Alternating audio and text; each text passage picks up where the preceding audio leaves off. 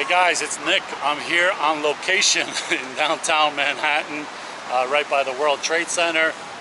Right up here is the new World Trade Center, and right across the street behind me is the headquarters, the newer headquarters for Goldman Sachs. So in this video, I'm going to do a little bit history about Wall Street with Goldman Sachs and a little bit about what you can learn from how they got this building from the city. So stay tuned. I'm going to walk around the building and talk about a little facts about it. So this is West Street in Manhattan. Going that way is the river, the Hudson River, and all of this was landfill. They filled this all in, and that Goldman Sachs building was built in 2009. It's 44 stories, and they got a lot of breaks from the city to build that building because they threatened to move out of New York City and move to New Jersey if they didn't get a whole bunch of tax deals and breaks and things like that. So I'm going to go over a little bit of what that was.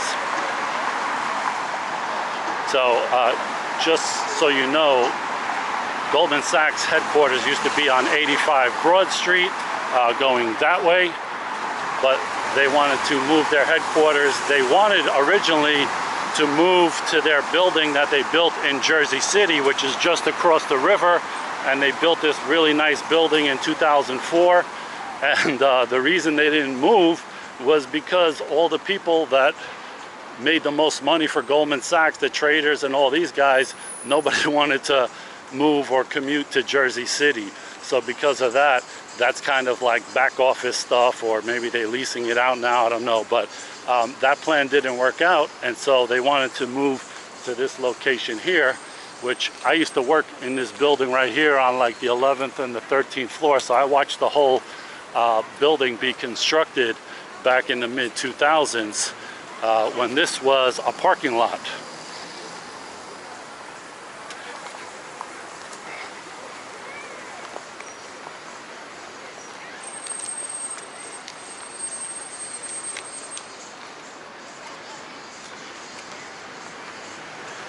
So this building cost about $2 billion to build, and Goldman Sachs negotiated something like $115 million in tax breaks and grants from the city, and then they used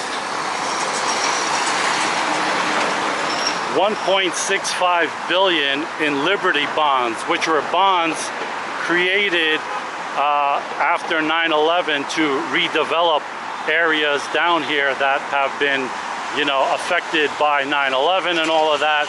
So what Liberty bonds are, they're basically bonds that are exempt from federal, state, and city taxes. And you might have heard about them during like the wars. They sold Liberty bonds to finance the wars. Well, this was a special act of Congress, and they approved like $8 billion in Liberty bonds.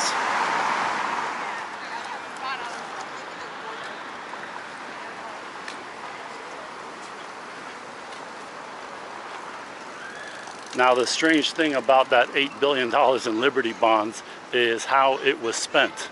You see, about $3 billion of that went to, what's his name, Larry Silverstein, to build back the World Trade Center, and 1.65 went to Goldman Sachs, so about 25, almost 25% of it went to Goldman Sachs to build on this building that was a parking lot during 9/11. So it was nothing that got destroyed or anything like that. It was just you know, it was just available to them, and so they took advantage of that and got these, were able to sell these bonds for the Liberty bonds that investors can buy. And the way it works is Goldman Sachs still has to pay the bonds off, but they're able to sell the bonds at a lower interest rate than they normally would, because if you're an investor, a 5% bond that you have to pay taxes on is very similar to a 4% bond that you don't have to pay taxes on, or something along those lines. So they were able to sell these bonds at lower interest rates and to buy this building with that money. Now, some of the other money blown by those Liberty bonds is actually $650 million to build a Bank of America building all the way up on West 42nd Street. So what does that have to do with 9/11 or anything like that? Nothing really.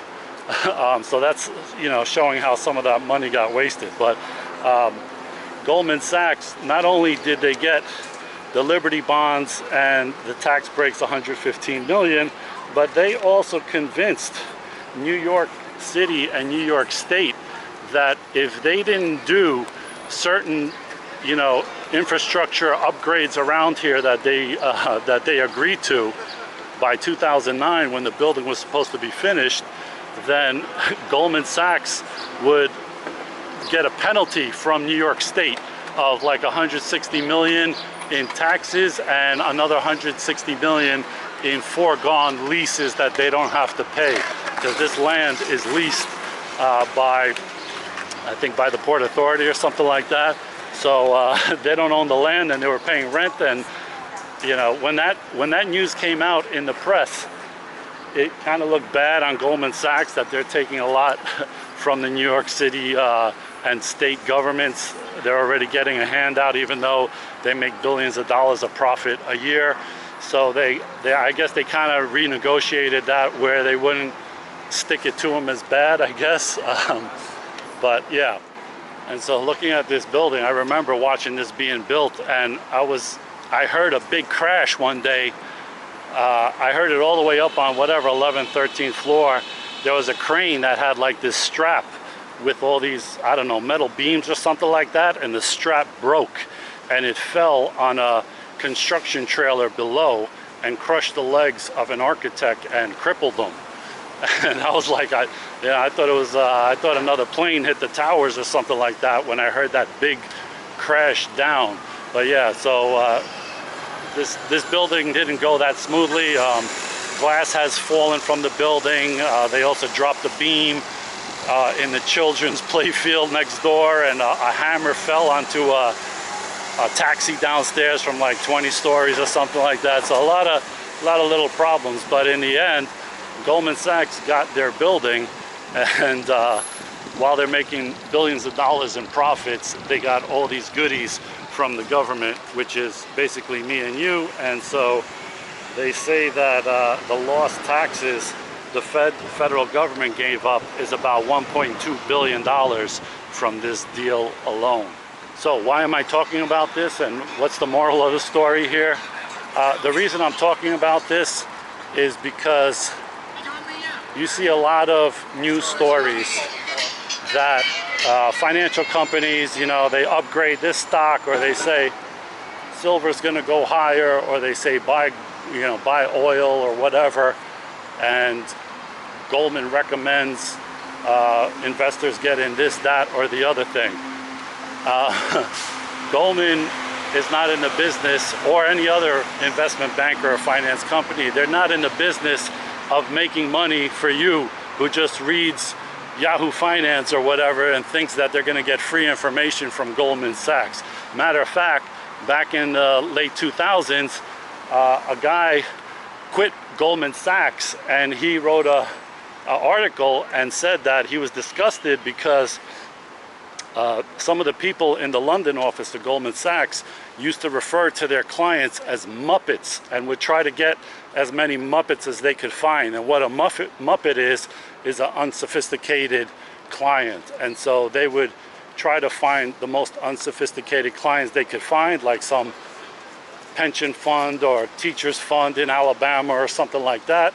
And then they would try to sell them the most complicated product so that they didn't understand it, and so that they could make a lot of extra money from these so-called Muppet clients.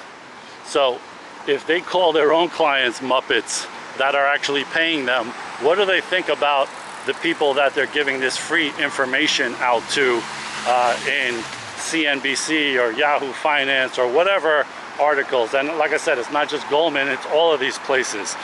All of this stuff, all these people cost money. They're here to make money.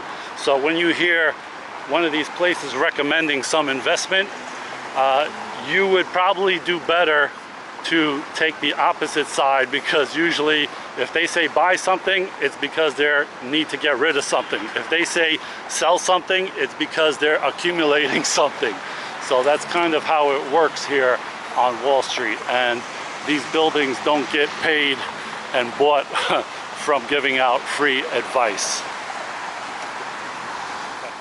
So guys, that's my little history lesson of the Goldman Sachs headquarters here by the World Trade Center.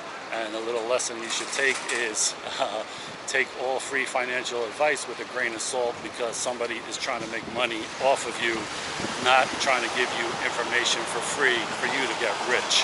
So keep that in mind when you see any influencer or anybody telling you to buy some cryptocurrency or anything. There's always some incentive for them. So understand what that is, and don't take other people's advice as gospel or a sure thing. So guys, I hope you like this video, because I almost got hit by a bike trying to do the ending just now. If you like this, hit the thumbs up, and I'll see you in the next one. Thanks for watching.